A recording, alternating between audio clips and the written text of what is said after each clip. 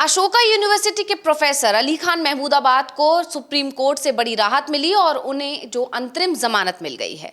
उनके खिलाफ गिरफ्तारी का आदेश दिया गया था सिविल जज की तरफ से। 14 दिन की न्यायिक हिरासत में उनको भेज दिया गया था और उसके बाद अब सुप्रीम कोर्ट से उन्हें बड़ी राहत मिली। और यही नहीं, सुप्रीम कोर्ट ने हरियाणा सरकार को नोटिस भी जारी कर दिया है। हालांकि इसके साथ ही उनके बयान को लेकर एक एसआईटी गठित भी की गई है, जो एसआईटी अब उनके बयान की जांच करेगी। बता दें कि 22 अप्रैल को पहलगाम में जो घटना हुई, उसके बाद उन्होंने बाकायदा ट्वीट करके इस हमले की, इस घटना की निंदा की थी। इसके बाद 8 मई को उनका एक और ट्वीट आया था।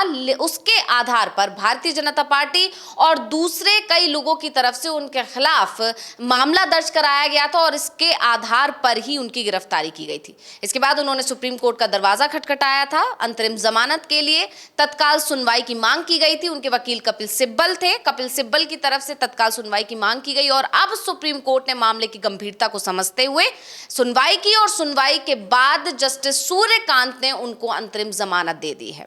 तो क्या कुछ जानकारी आपके पास अविनाश जी इस पूरे मामले को लेकर? किस तरह से उनके एक पोस्ट के सहारे से उनको घेरने की कोशिश की गई? क्योंकि सुप्रीम कोर्ट की तरफ से जो टिप्पणियां की गई हैं, उससे यह साफ संकेत मिल रहा है कि सुप्रीम कोर्ट भी मान रहा है कि उन्हें सिर्फ फंसाने की कोशिश की गई है। उनके पोस्ट में ऐसा कुछ खास नहीं था। नहीं, बिल्कुल, क्योंकि उन्होंने जो पोस्ट किए, एक तो पहले जो पहलगाम की जो घटना हुई उसके बाद उनका एक पोस्ट आया और दूसरा जो 7 तारीख को भारतीय जो सेना ने पाकिस्तान में ऑपरेशन सिंदूर की कार्रवाई की, उसके बाद उनका एक पोस्ट आया।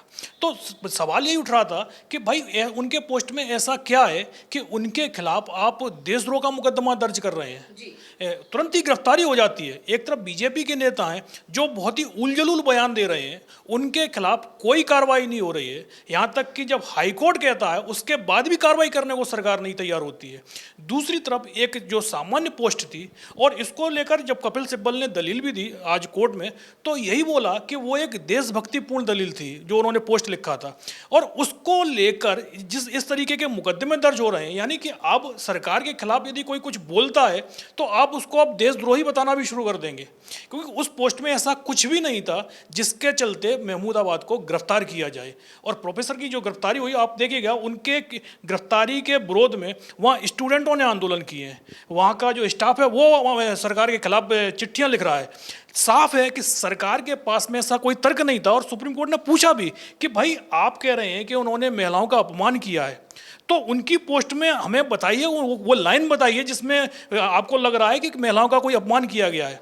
आप ये बोलते हैं कि 22 तारीख को जो पहलगाम में हमला हुआ और उसके बाद जो उन्होंने पोस्ट की, तो उसमें उन्होंने पाकिस्तान का जिक्र नहीं किया। तो ये कोई मुद्दे नहीं हो सकते हैं। बात यह है कि उनकी पोस्ट से आपको कहाँ पर ऐसा लग रहा है कि वो हिंदुस्तान के खिलाफ है या महिलाओं के खिलाफ है। ऐसा कोई भी चीज़, ऐसी कोई दलील सुप्रीम कोर्ट में पेश नहीं कर पाई सरकार की तरफ से, तो उसके चलते ही सुप्रीम कोर्ट ने अंतरिम जमानत दे दी है। और संभवतः आज जो उसके साथ ही साथ में एक एसआईटी का गठन भी जो हो रहा है, जिस तरीके से विजय शाह के मामले में सुप्रीम कोर्ट ने एसआईटी गठित की थी, तो अब ये पूरा मामला एक तरीके से सुप्रीम कोर्ट की निगरानी में आ गया है। यानी अब स्टेट जो राज्य सरकार है, जिस तरीके से महमूदाबाद के खिलाफ कार्रवाई हो रही थी, उस पर रोक लग जाएगी और संभवतः आज उनकी रिहाई भी हो जाएगी। जी बिल्कुल। वहीं आपको बता दें कि सुप्रीम कोर्ट में कपिल सिब्बल की तरफ से क्या दलीलें दी गई और जस्टिस सूर्यकांत की तरफ से उस पर क्या कहा गया या क्या सवाल पूछे गए। तो आपको बता दें कि जस्टिस सूर्यकांत की बेंच के सामने प्रोफेसर की ओर से कपिल सिब्बल ने दलील पेश करना शुरू किया। सिब्बल ने कहा कि आप बयान देखें जिसके आधार पर प्रोफेसर महमूदाबाद पर आपराधिक दोष लगाया गया है। इस पर जस्टिस सूर्यकांत ने पूछा, ये कहाँ पोस्ट किया गया था? सिब्बल ने इसके जवाब में कहा कि इंस्टाग्राम और फिर फेसबुक पर। इसके बाद सिब्बल ने महमूदाबाद का बयान पढ़ना शुरू किया। सिब्बल ने कहा कि यह बहुत ही देशभक्तिपूर्ण बयान है। फिर जस्टिस कांत ने कहा कि चलिए इसे आगे बढ़िए।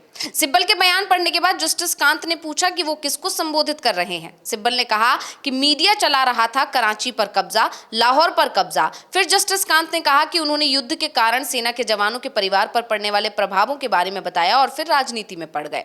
सिब्बल ने कहा, फिर उन्होंने कहा, मैं खुश हूं वे दक्षिणपंथी टिप्पणीकारों को संबोधित कर रहे हैं। जस्टिस कांत कांत ने कहा कि हाँ, ये स्पष्ट है वो टिप्पणीकारों को संबोधित कर रहे हैं। सिब्बल ने आगे की लाइन पढ़ी। सिब्बल ने अपनी दलील देते हुए कहा कि वो जय हिंद के साथ अपना पोस्ट खत्म करते हैं। आप ये देखिए, जस्टिस कांत ने ये भी कहा कि ये एक राय है, कुछ लोग राष्ट्र को ठेस नहीं पहुंचाते, कोई भी अपनी राय रख सकता है, लेकिन इसे देते समय ध्यान रखना चाहिए। और इस पर सिब्बल ने कहा कि मैं सहमत हूं।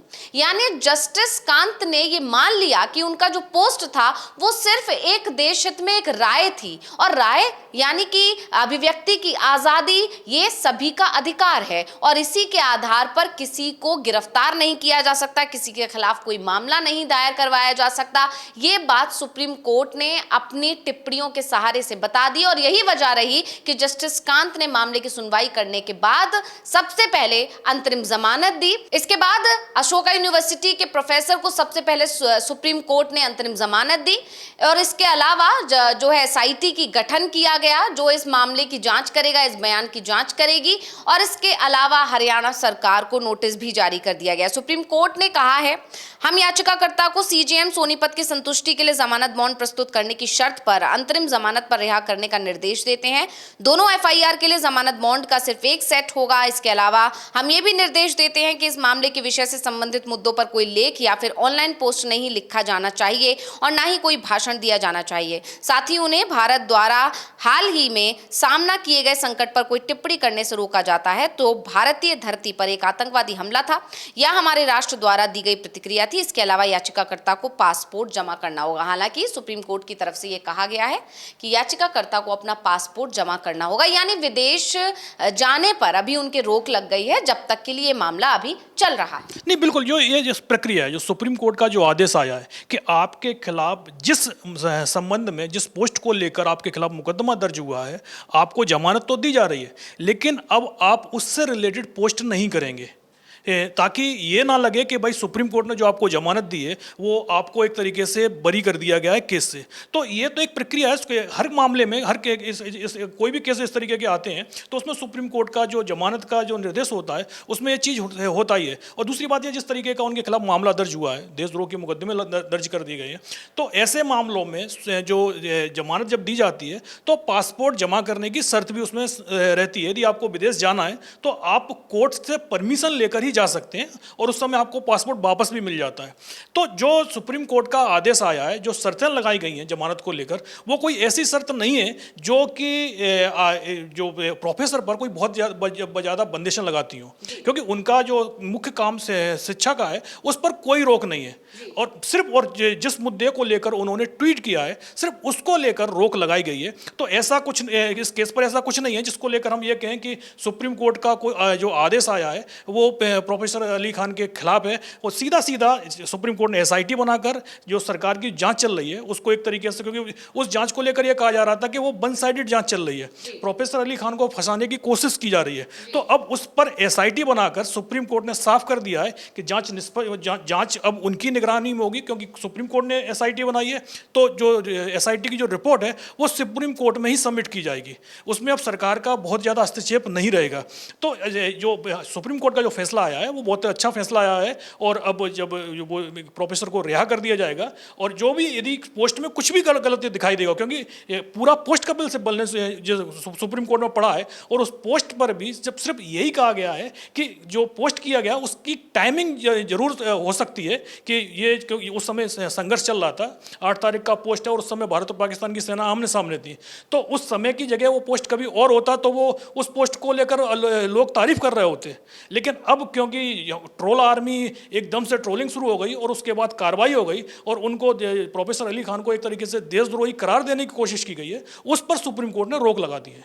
जी बिल्कुल, सुप्रीम कोर्ट की तरफ से जो तलखी देखने को मिली, जो टिप्पणी देखने को मिली सरकार के खिलाफ और उनके खिलाफ जो मामला दर्ज किया गया है अली खान महमूदाबाद के खिलाफ, उसमें ये साफ है कि उनको राहत ही मिली है, और सुप्रीम कोर्ट ने कहीं ना कहीं इस पूरे मामले को सिर्फ एक साजिश ही बता दिया गया है, क्योंकि सुप्रीम कोर्ट के जस्टिस सूर्यकांत ने कहा कि आपकी आपत्ति जायज है, लेकिन अब जबकि कोर्ट के बिना किसी आपत्ति के इसे दर्ज कर लिया गया है, तो हमें ये बताइए मिस्टर राजू कि वो बयान कहाँ है जिसमें उन्होंने महिला अधिकारियों का अपमान किया है। महिला आयोग द्वारा दर्ज एफआईआर में यह वह लिखा है, लेकिन वकील द्वारा तैयार की गई कोई बात हमें दिखाइए कि उन्होंने महिला सैन्य अधिकारियों का अपमान कहाँ किया है। अगर ऐसा है तो ये गंभीर है। इस पर एएसजी राजू ने कहा कि मुझे याचिका देखने दीजिए। उन्होंने कर्नल सोफिया कुरैशी पर कुछ टिप्पणियां की हैं। यानी जो सरकार की तरफ से दलीलें दी गई, जो एएसजी की तरफ से दलीलें दी गई, या जो खिलाफ इनके याचिकाएं लगाई गई थी उनकी तरफ से जो दलीलें दी गई हैं, उसमें अब उल्टा फंसते हुए दिखाई दे रहे हैं। महिला आयोग पर भी सवाल खड़ा कर दिया गया है कि महिला आयोग ने ये मामला तो दर्ज करवा दिया कि उन्होंने महिलाओं के खिलाफ टिप्पणी की है, कर्नल सोफिया कुरैशी के खिलाफ टिप्पणी की है, लेकिन ये जो याचिका लगाई गई है इसमें इस बात का कोई जिक्र क्यों नहीं है। अगर है तो इसमें, अगर वाकई में उन्होंने कर्नल सोफिया कुरैशी का अपमान किया था या दूसरी महिलाओं का अपमान किया था या उनके खिलाफ कोई टिप्पणी की थी, तो उसका जिक्र इस याचिका में होना चाहिए था, जैसा कि दिखाई नहीं दे रहा है। यानी सरकार और महिला आयोग ही इस पूरे मामले में फंसता हुआ दिखाई दे रहा है। वहीं दूसरी तरफ प्रोफेसर को सुप्रीम कोर्ट से बड़ी राहत मिल गई है। बहुत बहुत धन्यवाद अविनाश जी ये तमाम जानकारी देने के लिए, और इसी के साथ मुझे यानी अंशिता को दीजिए इजाजत। नमस्कार।